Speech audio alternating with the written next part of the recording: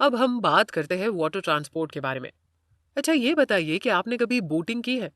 Boat में बैठकर हम कैसे एक किनारे से दूसरे किनारे पर पहुंच जाते हैं, है ना?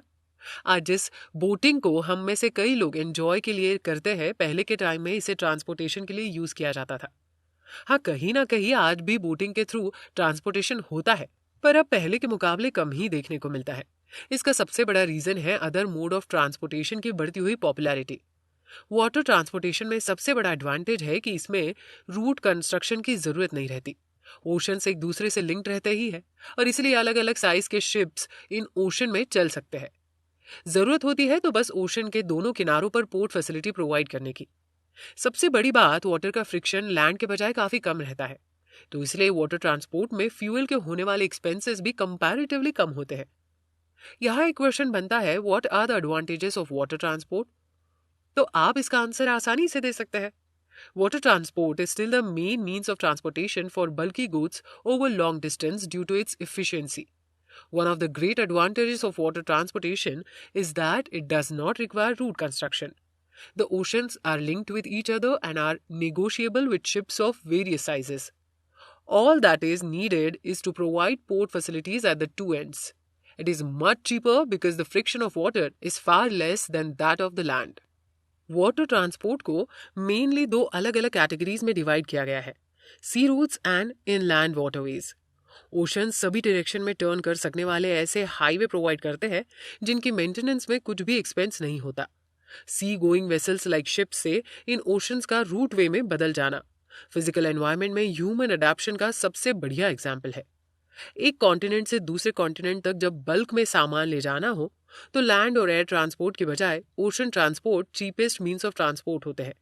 इनसे कितनी भी डिस्टेंस तक हेवी लोड को ट्रांसपोर्ट किया जा सकता है। मॉडर्न पैसेंजर्स लाइनर शिप्स और कार्गो शिप्स में रडार, वायरलेस और कुछ अदर नेविगेशन एड्स भी रहते हैं, जिनसे इनका आगे मूव करना और डायरेक्शन का पता लगाना इजी हो जाता है। जल्दी खराब हो जाने वाले सामान के लिए रेफ्रिजरेटेड चैम्बर्स, टैंकरों और स्पेशलाइज्ड शिप्स के डेवलपमेंट ने कार्गो ट्रांसपोर्ट को काफी इंप्रूव कर दिया है। कंटेनर्स के यूज ने वर्ल्ड के मेन पोर्ट्स पर कार्गो हैंडलिंग को आसान कर दिया है, यानी कि पोर्ट्स पर लोडिंग और अनलोडिंग का काम इजी हो जाता है। आइए अब कुछ मेजर सी रूट्स के बारे में जानते हैं। सबसे पहला सी रूट है नॉर्दर्न अटलांटिक सी रूट। ये नॉर्थ ईस्टर्न यूएसए और नॉर्थ वेस्टर्न यूरोप को कनेक्ट करता है, जो कि पूरे वर्ल्ड के इंडस्ट्रियली डेवलप्ड रीजन है। इस रूट से होने वाला फॉरेन ट्रेड वर्ल्ड के बाकी पार्ट में होने वाले फॉरेन ट्रेड से भी ज्यादा है। पूरे वर्ल्ड के फॉरेन ट्रेड का क्वार्टर पार्ट सिर्फ इसी रूट से कंप्लीट होता है, इसलिए ये सबसे ज्यादा बिजीएस्ट रूट भी है। इसलिए इसे बिग ट्रंक रूट भी कहा जाता है। अब अगर आपसे पूछा जाए which sea route is called the big trunk route, तो इसका आंसर आपको पता है, the North Atlantic sea route is called the big trunk route. Next आता है the Mediterranean Indian Ocean sea route. एक ऐसा रूट जो ऐसी जगह से होकर निकलता है जिसे ओल्ड वर्ल्ड का हार्ट कहा जाता है, यानी सबसे ज्यादा देश और सबसे ज्यादा लोगों तक ये अपनी सर्विसेज प्रोवाइड कराता है। पोर्ट सईद, अदन, मुंबई, कोलंबो और सिंगापुर इस रूट के कुछ इंपॉर्टेंट पोर्ट्स हैं। पहले ये रूट काफी लंबे हुआ करते थे, जिसे केप ऑफ गुड होप कहा जाता था। अब सुएज कैनल के बन जाने के बाद एक शॉर्टर रूट में बदल गया है, जिसे कम टाइम में ही कवर किया जा सकता है। ये industrial routes western European region को western Africa, south east Asia and Australia and New Zealand की economical farming and animal husbandry पर बेस्ड इकोनॉमी से कनेक्ट करता है। सुएज कैनल के बनने से पहले ये रूट लिवरपूल और कोलंबो को जोड़ता था, जो सुएज कैनल रूट से 6400 किलोमीटर लंबा था। Gold, diamond, copper, tin, groundnut, coconut oil, kava और फ्रूट्स जैसे प्रॉस्परस नेचुरल रिसोर्सेज के कारण दोनों पूर्वी और वेस्टर्न अफ्रीका के बीच ट्रेड और ट्रांसपोर्टेशन में डेवलपमेंट इसी रूट के थ्रू हो रहा है।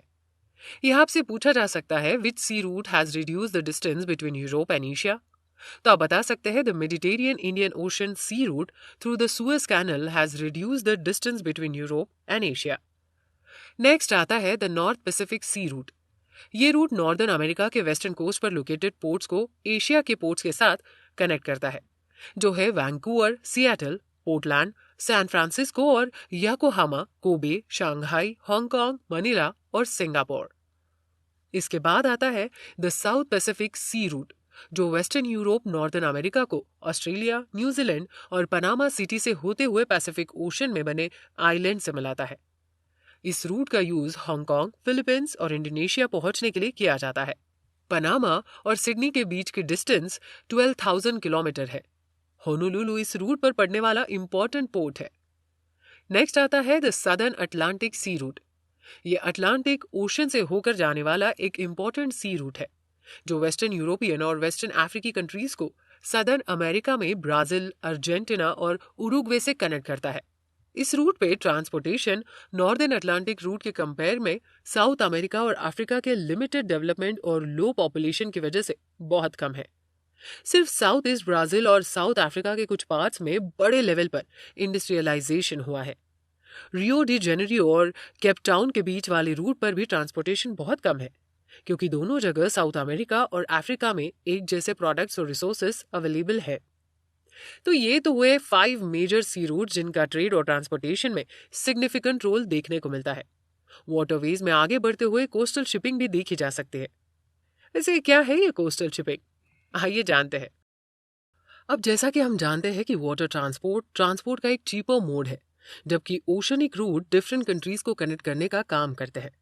तो जब कभी ट्रेड या ट्रांसपोर्ट के लिए रोडवेज या रेलवेज का यूज ना करके शिपिंग के थ्रू ही एक कोस्ट से दूसरी कोस्ट तक बल्क में सामान ट्रांसपोर्ट किया जाता है, तो उसे ही कोस्टल शिपिंग कहा जाता है।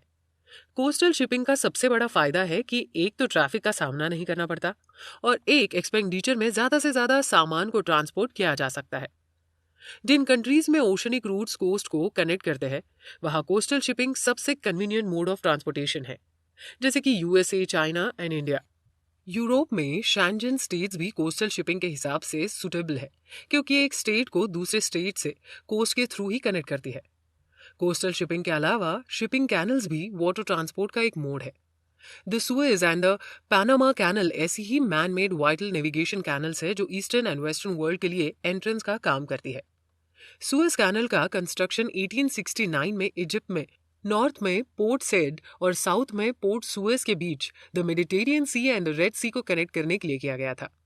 ये यूरोप को इंडियन ओशन में एक नया गेटवे प्रोवाइड करता है और लिवरपूल एंड कोलंबो के बीच डायरेक्ट ओशनिक रूट की डिस्टेंस को the Cape of Good Hope route के कंपेयर में काफी कम कर देता है। Suez Canal 160 kilometre long and 11 से 15 मीटर डेप्थ वाली एक सी लेवल कैनल है, जिसमें वाटर लॉक भी नहीं है। यहाँ आपसे अगर पूछा जाए when was the Suez Canal constructed, तो अब आप इसका आंसर आसानी से दे सकते हैं। The Suez Canal was constructed in 1869 between Port Said and Port Suez. इस कैनल में लगभग 100 शिप्स ट्रांसपोर्टेशन करती है और उन्हें इस कैनल को पार करने में 10 से 12 घंटों का टाइम लगता है। इस कैनल से जाने पर ज्यादा टोल लगता है, इसलिए जब टाइम के बाउंडेशन ना हो तो कुछ शिप्स टोल बचाने के लिए आज भी लंबे रूट से ही जाना पसंद करते हैं। इस कैनल के साथ साथ एक रेलवे सुएज तक जाता है और फिर इस्लामिया से उसकी एक ब्रांच कैरो तक जाती है। नाइल रिवर से निकलने वाली एक फ्रेश वाटर कैनल भी सुएज कैनल से इस्लामिया में मिलती है, जिससे कि पोर्ट सईद और सुएज टाउन्स को फ्रेश वाटर की सप्लाई की जाती है। आपसे ये भी पूछा जा सकता है that name the seas linked by the Suez Canal, तो आप बता सकते हैं the Mediterranean and the Red Seas are connected by the Suez Canal. Panama Canal east में अटलांटिक ओशन को वेस्टमैन पैसिफिक ओशन से कनेक्ट करती है। इसका कंस्ट्रक्शन यूएस गवर्नमेंट ने पनामा इस्तमस के आर पार पनामा सिटी और कोलन के बीच करवाया था। उन्होंने दोनों ही तरफ के 8 किलोमीटर एरिया को परचेस करके इस कैनल जोन का नाम दिया। पनामा कैनल लगभग 72 किलोमीटर लॉन्ग है, जिसकी डेप्थ में 12 किलोमीटर लॉन्ग की डीप कटिंग भी है। इसमें 6 लॉक सिस्टम है और इस कैनल से गुजरने वाले शिप्स गल्फ ऑफ पनामा में एंटर करने से पहले अलग अलग लॉक से होकर निकलते हैं। ये कैनल सी रूट से न्यूयॉर्क और सैन फ्रांसिस्को के बीच 13,000 किलोमीटर की डिस्टेंस को कम करती है। ये क्वेश्चन इस तरह से भी पूछा जा सकता है, which canal has reduced the distance between New York and San Francisco? तो आपको इसका आंसर अब पता है। The Panama canal has reduced the distance between New York and San Francisco. इसी तरह western Europe and United States के western coast, north east and central United States और eastern and south east Asia के बीच की डिस्टेंस भी कम हो गई है। हालांकि इस कैनल का इकोनॉमिक इंपॉर्टेंस सुएज कैनल के कंपेयर में कम ही है, फिर भी साउथ अमेरिका की इकोनॉमी में इसका इंपॉर्टेंट रोल है। अब यहाँ क्वेश्चन ये आता है, Panama Canal connects which two oceans? जिसका आंसर अब आपको पता ही है। The Panama Canal connects the Atlantic Ocean on the east and the Pacific Ocean on the west. Next mode of water transport में आता है इनलैंड वाटरवेज, यानी लैंड के ऊपर जो वाटरवेज होते हैं। रिवर कैनल्स, रिवर बैंक्स और कोस्टल रीजन में एंशिएंट टाइम से ही इंपॉर्टेंट वाटरवेज रहे हैं, जो पैसेंजर्स एंड गुड्स दोनों की ट्रांसपोर्टेशन के लिए यूज होते हैं।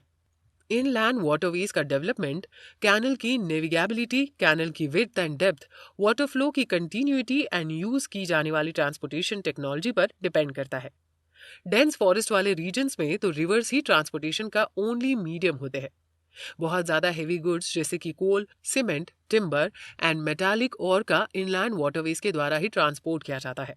हमारे इंडिया में भी एंशिएंट टाइम में रिवरवेज ही मेन हाईवेज हुआ करते थे, पर धीरे धीरे इनका इंपॉर्टेंस कम होता चला गया। इसके मेन रीजंस है रेलवेज का development, lack of water and poor maintenance. तो अब यहाँ क्वेश्चन ये बनता है, what are the factors on which development of inland waterways depend? जिसका आंसर अब आप दे सकते हैं। Rivers, canals, lakes and coastal areas have been important waterways since time immemorial.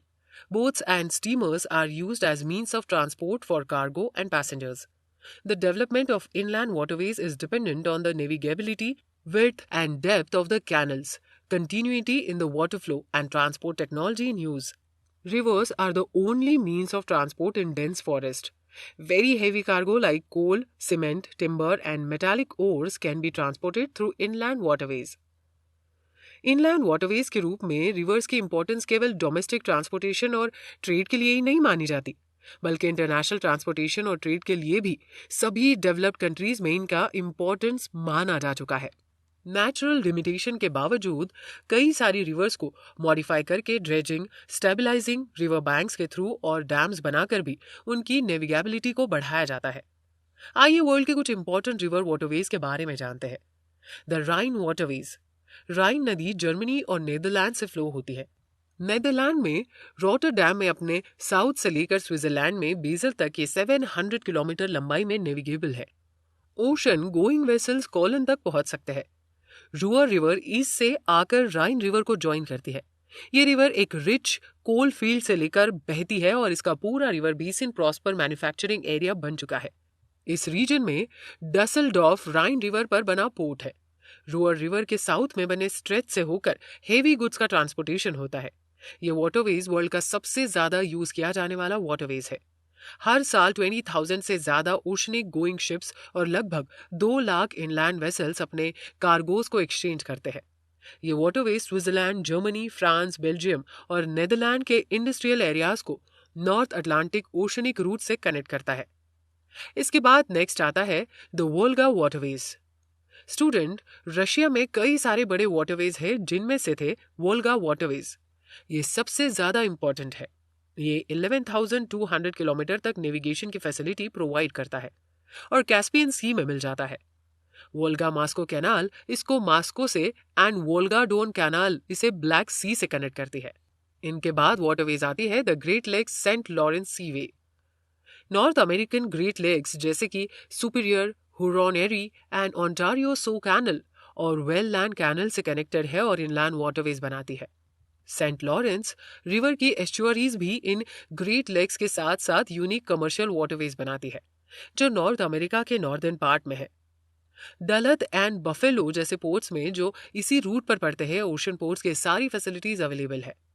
इस तरह यहाँ भी large ocean going vessels continent के इंटीरियर में मॉन्ट्रियल तक नेविगेशन करते हैं, लेकिन इन रिवर्स पर पाए जाने वाले रैपिड्स की वजह से सामान को छोटे छोटे ओशन गोइंग वेसल्स में ट्रांसशिफ्ट करना पड़ता है। इन रैपिड्स को अवॉइड करने के लिए ही यहाँ 3.5 मीटर डीप कैनल्स भी बनाए गए हैं। इसके बाद नेक्स्ट आते हैं the Mississippi waterways. The Mississippi Ohio waterways USA के इंटीरियर पार्ट्स को गल्फ ऑफ मेक्सिको के साथ कनेक्ट करता है।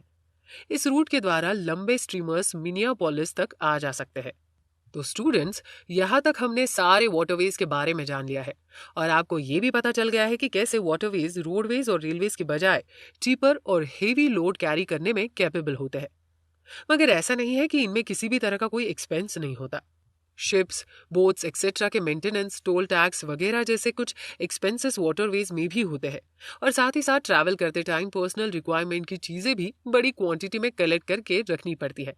कुल मिलाकर देखा जाए तो वाटरवेज भले ही चीपर मोड ऑफ ट्रांसपोर्ट है, मगर इनका यूज पैसेंजर्स की बजाय लगेज को ट्रांसपोर्ट करने में ज्यादा किया जाता है। अब अगर आपसे पूछा जाए what are the steps for modernisation of waterways, तो इसका आंसर आप सभी दे सकते हैं। Modern passenger liners and cargo ships are equipped with radar, wireless, and other navigation aids. The development of refrigerated chambers for perishable goods, tankers, and specialized ships has also improved cargo transport. The use of containers has made cargo handling at the world's major ports easier. The sea routes are the cheapest means of transportation for bulky material over long distances, as it doesn't require route construction and maintenance. आइए अब हम next mode of transport के बारे में जानते हैं, जो है एयर ट्रांसपोर्ट। ये ट्रांसपोर्ट ट्रांसपोर्टेशन का फास्टेस्ट मोड है, लेकिन यह बहुत ज़्यादा एक्सपेंसिव भी है। फास्टेस्ट होने की वजह से लॉन्ग डिस्टेंस की जर्नी भी इससे बहुत कम टाइम में पूरी हो जाती है, इसलिए पैसेंजर्स इसे ही प्रेफर करते हैं। वर्ल्ड वाइड देखा जाए तो हेवी कार्गो को एयरवेज के थ्रू बहुत जल्दी और कहीं तक भी ट्रांसपोर्ट किया जा सकता है। कई बार एयर ट्रांसपोर्ट ऐसे प्लेस पर भी काम में आते हैं जहां किसी और तरह से कनेक्टिविटी पॉसिबल ही ना हो। इस तरह ये कहना गलत नहीं होगा कि एयर ट्रांसपोर्ट की वजह से कम्युनिकेशन रिवॉल्यूशन आया है। माउंटेन्स, स्नो एरियाज और डेजर्ट जैसे कुछ एरिया रेयर लैंडफॉर्म पर पहुंचाना एयर ट्रांसपोर्ट की वजह से ही पॉसिबल हो पाया है। सबसे बड़ी बात तो यह है कि किसी भी तरह के लैंडफॉर्म से आने वाले बैरियर्स एयर ट्रांसपोर्ट को अफेक्ट नहीं कर पाते हैं। इसलिए आप लोगों ने न्यूज में कई बार देखा होगा कि जब भी कहीं फ्लड आता है या कोई नेचुरल डिजास्टर आता है, तो ऐसे एरियाज में रहने वाले लोगों को एयरवेज के थ्रू ही सारी फैसिलिटी प्रोवाइड की जाती है। हिमालयन रीजन्स में लैंडस्लाइड, एवलांचेस एंड स्नोफॉल होने की वजह से रोडवेज एंड रेलवेज के रूट्स अक्सर ही खराब हो जाते हैं। ऐसे टाइम पर एयर ट्रैवल ही ओनली ऑल्टरनेटिव है जो उस प्लेस तक बेसिक फैसिलिटीज को पहुंचा सकता है। यूनाइटेड स्टेट्स और ब्रिटिश फोर्सेस के द्वारा ईरान में किए गए एयर स्ट्राइक से ये बात भी समझ आ गई है कि एयरवेज का ग्रेट स्ट्रैटेजिक इंपॉर्टेंस भी होता है। इसलिए एयरवेज नेटवर्क दिनों दिन एक्सपांड होता जा रहा है। एयरक्राफ्ट के मैन्युफैक्चरिंग और ऑपरेशंस के लिए एलैबोरेटेड इंफ्रास्ट्रक्चर्स की रिक्वायरमेंट होती है, जैसे कि hangars, landing, fuelling and aircraft के मेंटेनेंस फैसिलिटीज। इसके अलावा एयरपोर्ट्स का कंस्ट्रक्शन भी बहुत ज़्यादा एक्सपेंसिव होता है, और एयरफोर्स का डेवलपमेंट भी ऐसी जगह पर किया जाता है जहां बहुत ज़्यादा इंडस्ट्रियलाइजेशन हो चुका हो और ट्रांसपोर्टेशन भी अच्छी तरह डेवलप हो चुका हो। छोटे टाउन सिटीज़ में आपने देखा होगा कि एयरपोर्ट्स होते ही नहीं है, क्योंकि इनके लिए बड़े एरियाज की ज़रूरत होती है और एयरपोर्ट्स तक पहुंचने के लिए भी ट्रांसपोर्टेशन फैसिलिटी की रिक्वायरमेंट होती है। वैसे एयरवेज के आने के बाद ही आज ये कंफर्मली कहा जा सकता है कि पूरे वर्ल्ड में कोई भी प्लेस 35 आवर्स से ज़्यादा के डिस्टेंस पर नहीं है। ये अमेजिंग फैक्ट उन लोगों की वजह से ही पॉसिबल हो पाया है जो एरोप्लेन बनाते हैं और उड़ाते भी। ईयर्स और मंथ्स की जगह पर एयरवेज के द्वारा की गई जर्नी को अब आवर्स एंड मिनट्स में मेजर किया जा सकता है। वर्ल्ड के कई पार्ट्स में डेली एयर सर्विसेज अवेलेबल है। हालांकि यूके ने जेट ट्रांसपोर्ट को सबसे पहले कमर्शियली यूज करके एग्जाम्पल सेट किया था। आज 250 से ज्यादा कमर्शियल एयरलाइंस वर्ल्ड के डिफरेंट पार्ट्स के लिए रेगुलर सर्विसेज प्रोवाइड करती है। Supersonic aircraft London and New York के बीच के डिस्टेंस को 3.5 आवर्स के अंदर ही कवर कर लेता है। इंटरकॉन्टिनेंटल एयर रूट्स में देखा जाए तो नॉर्दर्न हेमिस्फीयर में इंटरकॉन्टिनेंटल एयर रूट्स का डिस्टिंक्ट ईस्ट वेस्ट बेल्ट देखने को मिलता है। East United States of America, west Europe and south east Asia में एयरवेज का डेंस नेटवर्क देखा जा सकता है। वर्ल्ड के टोटल एयरवेज के 60% का यूज अकेले यूनाइटेड स्टेट्स ऑफ अमेरिका में होता है। New York, London, Paris, Amsterdam, Frankfurt, Rome, Moscow, Karachi, New Delhi, Mumbai, Bangkok, Singapore, Tokyo, San Francisco, Los Angeles और शिकागो ऐसे नोडल पॉइंट्स हैं जहां से ये एयर रूट सभी कॉन्टिनेंट्स के लिए कन्वर्ज या रेडिएट होते हैं। वहीं अगर अफ्रीका, रशिया के Asiatic part and south America में देखा जाए तो एयर सर्विसेज की कमी भी रहती है। यहाँ लिमिटेड एयर सर्विसेज है जो 10 से 35 लैटिट्यूड के बीच ही है। इसका रीजन इन एरियाज में लो पॉपुलेशन, लिमिटेड लैंड मास और लिमिटेड इकोनॉमी डेवलपमेंट है। अब यहाँ आपसे पूछा जाए which are the major regions of the world having a dense network of airways, तो आप बता सकते हैं कि frequent air services are available to many parts of the world. Although UK pioneered the use of commercial jet transport, The USA developed largely post-war international civil aviation. Today, more than 250 commercial airlines offer regular services to different parts of the world. Recent developments can change the future course of air transport. Supersonic aircraft cover the distance between London and New York within 3.5 hours. In the northern hemisphere, there is a distinct east-west belt of intercontinental air routes. Dense networks exist in the eastern US, western Europe, and the Southeast Asia. The USA alone accounts for 60% of the airways of the world. New York, London, Paris, Amsterdam, Frankfurt, Rome, Moscow, Karachi, New Delhi, Mumbai, Bangkok, Singapore, Tokyo, San Francisco, Los Angeles, and Chicago are the nodal points where air routes converge or radiate to all continents. तो यहाँ तक हमने अपने ऐसे transportation के बारे में जाना जो ज्योग्राफिकली 3 मेजर फैक्टर्स पर डिपेंड करते हैं, यानी कि लैंड, वाटर एंड एयर।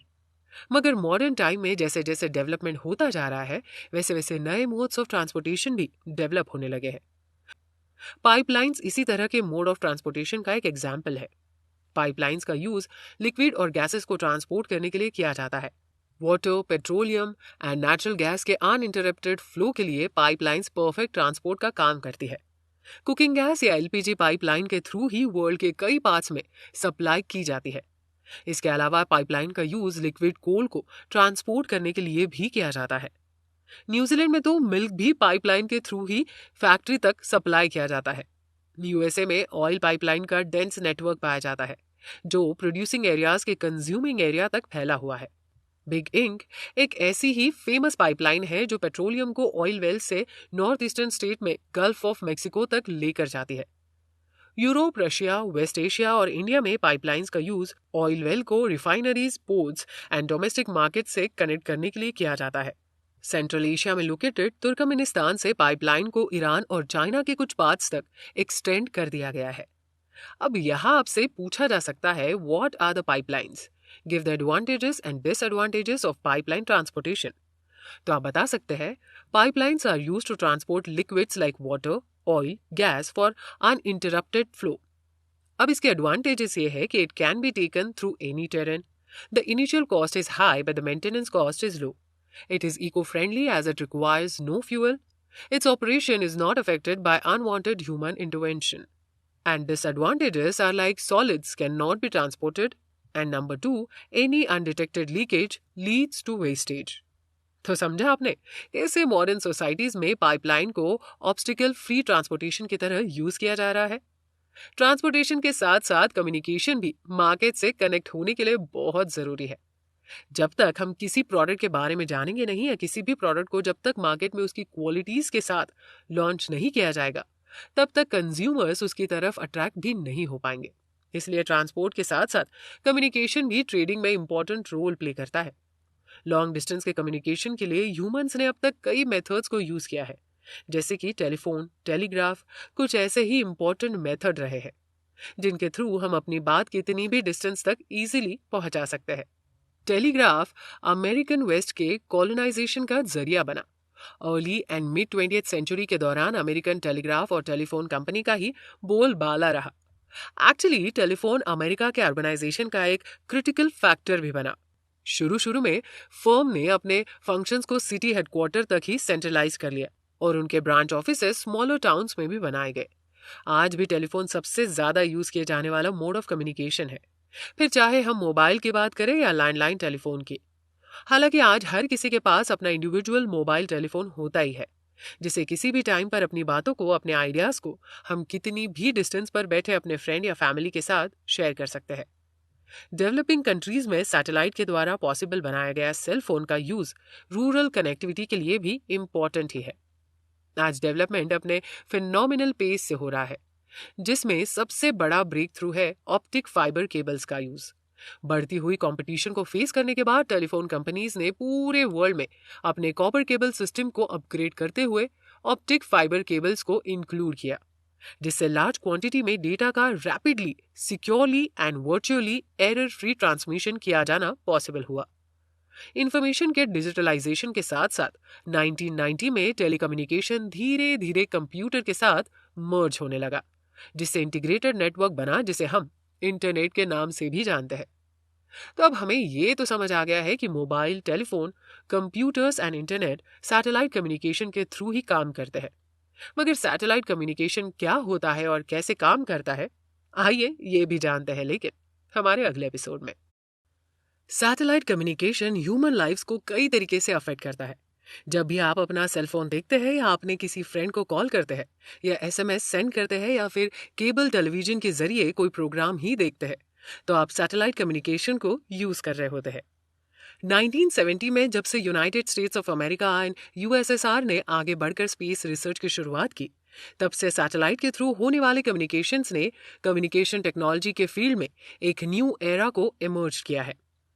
अर्थ की ऑर्बिट में आर्टिफिशियल सैटेलाइट्स के सक्सेसफुल डिप्लॉयमेंट की वजह से अब ग्लोब के उन लॉन्ग डिस्टेंस पार्ट्स को भी ऐड कर लिया गया है जिनका ऑन साइट वेरिफिकेशन मुश्किल था।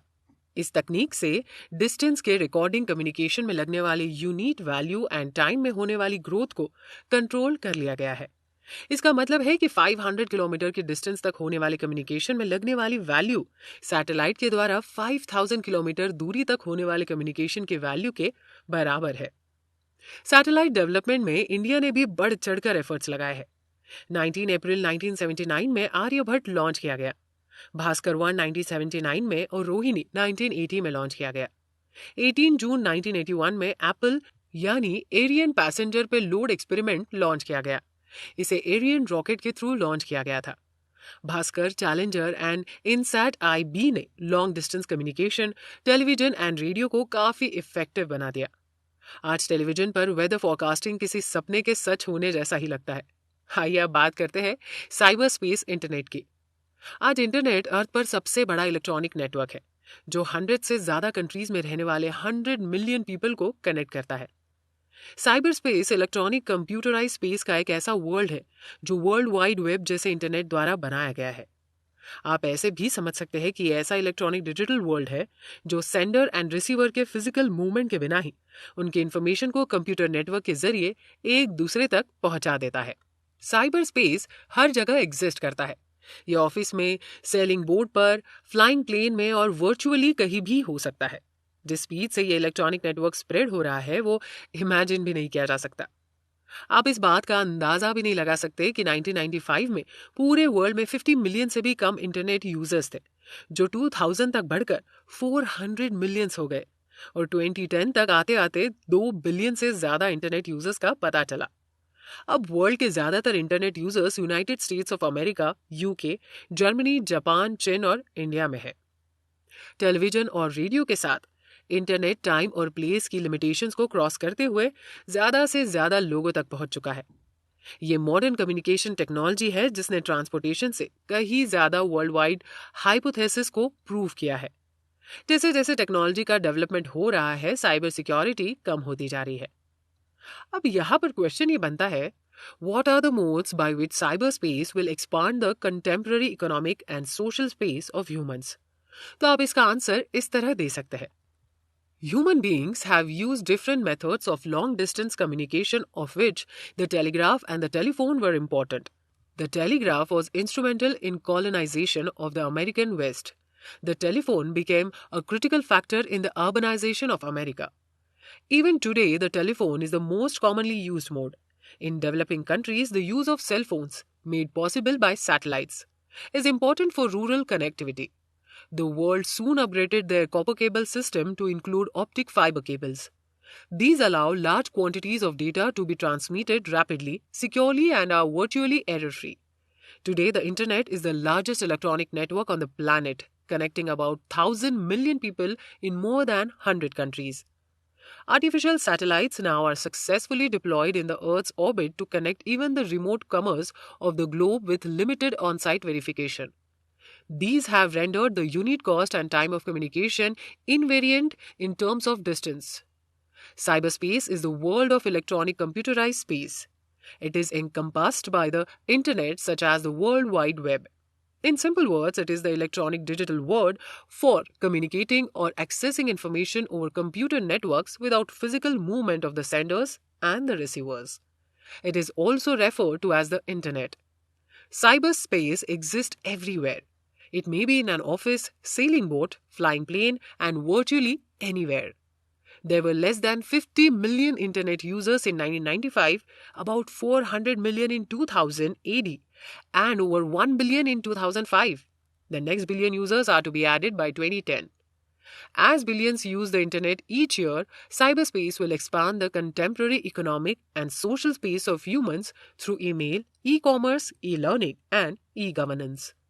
The internet, together with fax, television, and radio, will be accessible to more and more people, cutting across place and time.